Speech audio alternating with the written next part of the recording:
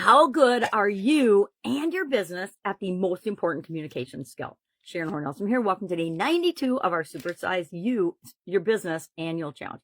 Supersize Your Business Annual Challenge. You think after 92 days, I could get it right. All right. What is the most important communication skill? In my experience, and I've had 50 plus years of experience in business and life, I've had 66 years experience with that. The most important communication skill is, hint, 2 ears, 1 mouth, for a reason. I think we were given as human beings 2 ears and 1 mouth for a reason. So we listen literally twice as much as we speak. Why?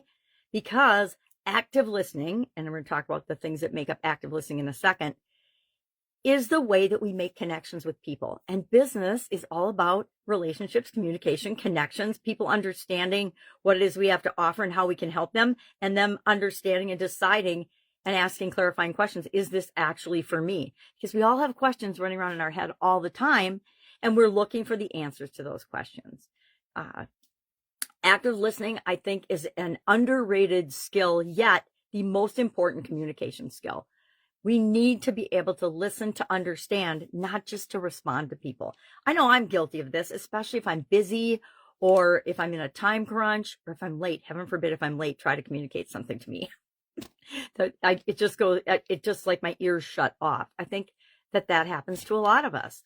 So active listening, rate yourself on a scale of 1 to 10. I am a big believer in self-awareness and rating myself and our organization.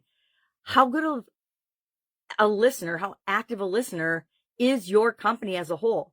Guess what? Speed of the pack is determined by the speed of the leader. So if you want to see relationships, connection, and things improve in your organization, start by modeling being an active, awesome, tremendous listener. Create the reputation of being the best listener in your organization. Why? Because our job really is, as the leader of our businesses and of our companies and our communities, whatever it happens to be, to set the example and set the pace for the rest of the people that are in our world, that are in our circle of influence. And one of the best ways to do that is by practicing and becoming an awesome listener. How do we become a tremendous active listener? Number one, we actually stop what we're doing when somebody tries to communicate something to us, and we give them our undivided attention. We make eye contact. We set our phone or whatever we're doing aside. We pay 100% undivided, as much as humanly possible, attention to them and the message that they're trying to convey. And this doesn't take any more time than not active listening, because we actually, instead of doing two things distracted, we're actually focusing on one thing at a time, and that will always give us better results. Now, this is a reforming multitasker that is telling you this, because it is so powerful. And think of a time when you have been 100% present with the person that you're communicating with, and how that felt to you as well as to them, and the results that came out of that conversation versus the vast majority of conversations we have during the day. How active a listener are you? How present are you in the communications? Rate yourself on a scale of 1 to 10. How often do you understand or misunderstand the message that somebody is trying to communicate to you? That is almost always because of our lack of listening. So often we're just formulating our response when somebody's talking to us. I used to catch myself doing this in meetings all the time. I'd be listening to the conversations, but I was always thinking about, well, what do I have to add to that? What does that mean? What do I need to ask? And, there's always a steady stream of consciousness going on in our brains, but sometimes we need to take a deep breath, turn it off, and focus on the situation at hand. Focus on the person at hand. Why? Because that makes them feel understood. So pay attention, be present, be in the present moment, make eye contact, let them know with your body language and your whole being that you are focused on and listening to them and the message that they're trying to convey. Then summarize it back, ask clarifying questions. I can't tell you how many times I've had conversations where I thought somebody was asking for something and they were actually asking for the exact opposite.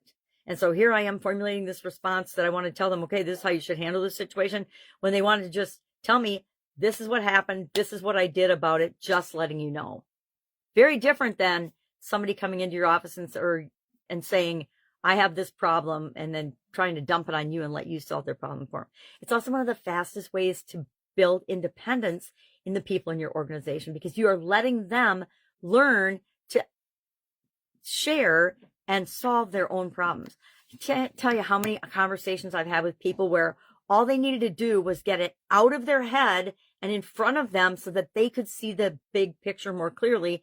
And they knew that they had the answer and knew what to do all along. They didn't need me to point it out to them, right?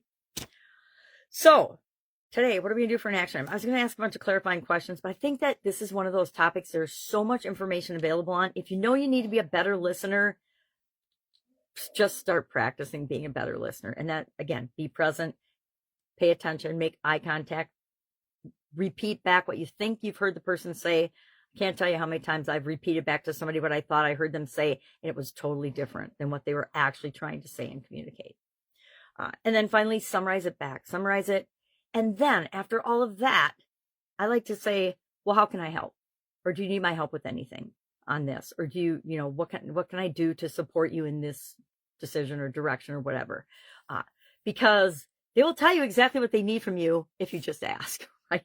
People will show us everything about them and everything we need to know if we just pay attention and if we ask and observe.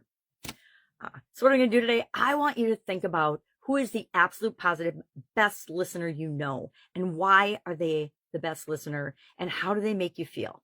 We've all been on teams or in groups where somebody just stands out as, oh my God, and everybody loves that person. Why? Because they feel heard, they feel seen, they feel listened to, and that's what we all want. Honestly, if we boil everything down to what we want as human beings, we just want to make a difference. We just want to make the world a better place. We just want to be seen and heard and acknowledged for being ourselves. All right, I could go down that rabbit hole, but I'm not going to. If I can help you with this in any way, shape, or form, hit me up and ask. If you'd like to see us do an active listening workshop or something, I would be delighted to do that and find somebody that is an expert communicator to actually lead that for us, because I don't even pretend to be an expert communicator. I know that active listening is a skill I will have to continue to practice my entire life. Why? To take care of the 25 years that I sucked at it. All right, if I can help you, ask. Always have an awesome day. Now, of course, see you tomorrow for another communication-related topic as we grow and build and supersize our businesses. Have a great day. See you tomorrow.